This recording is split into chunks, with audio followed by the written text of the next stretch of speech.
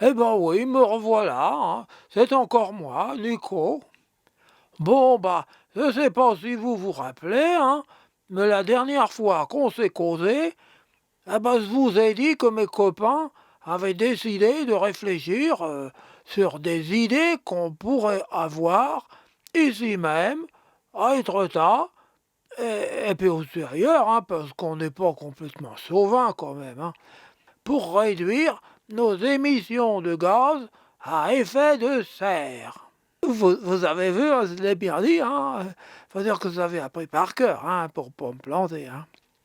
Enfin bref, on a entendu parler qu'en Bretagne, du côté de Saint-Malo, oh, bah, c'est pas très loin, hein, et puis c'est beau aussi là-bas, hein, ah bah oui, hein.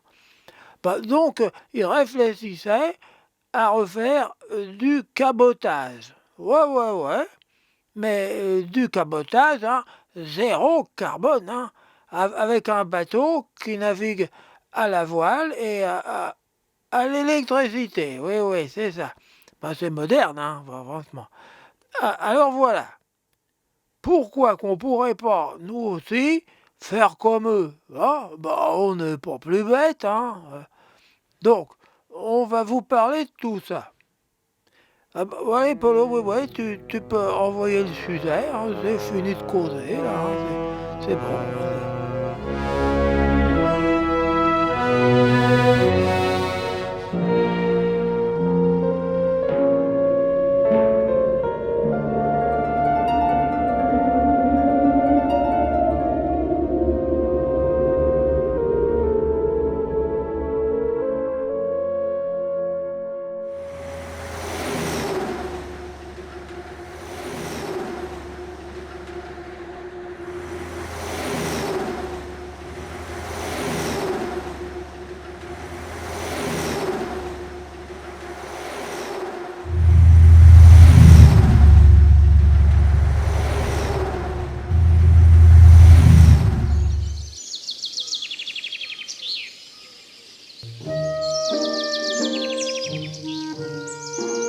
Entre Dinan et Saint-Malo, une association veut agir pour le climat.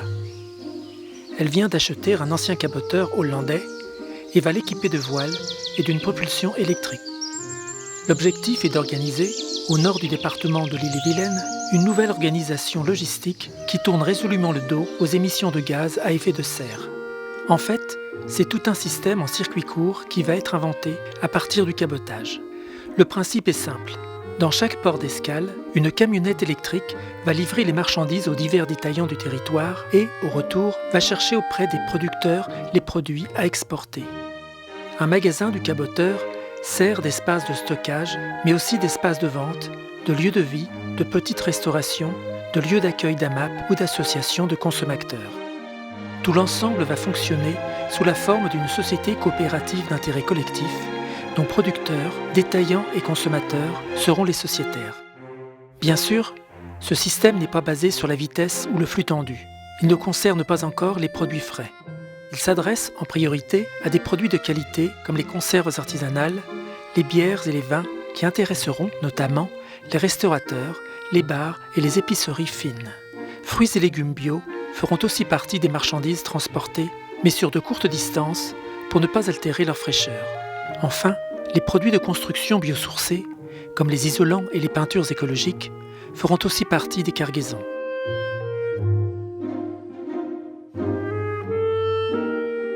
Toute cette organisation se veut vertueuse au niveau des émissions de CO2.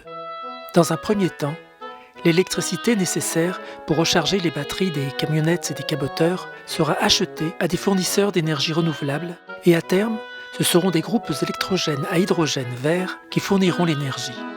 Mais au-delà de cette action pour le climat, le projet contribuera au développement des territoires et à l'émergence d'emplois nouveaux non délocalisables. Il se structurera sous forme d'unités géographiques, en réseau, les unes avec les autres. Alors pourquoi pas dans votre région ?